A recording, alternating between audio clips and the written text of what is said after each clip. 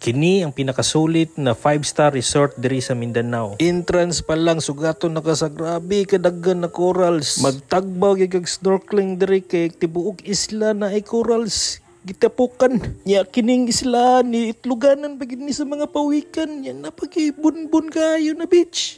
Magtagbaw gyud ka sa ilang mga pool na perting dagkuan nya daghan bagid kay silang pool. Perting dagkuan resortan na bagid ni mga shuttle kay di madani lakaw-lakawon ra. Kompleto gyud ning lugar, kompleto gyud pwede ka mag-golf, mag-basketball, magunsa pa na diha na sports diri, mga athletic ka diri lugar ni. Yang mga rooms diri bay dili basta-basta grabe ka hinlo, dagko, kompleto ricados, napagid pool. Di na ka kinahanglan mo gawas.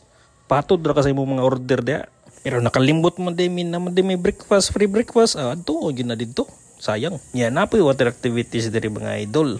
Grabe ka fighter ang view diri mga idol. Mountain view po. Ma-relax yun ka niya. Moingon na lagi kag sulit na lang kay maglaba yun mo ulo. Inig build out ni mo diri.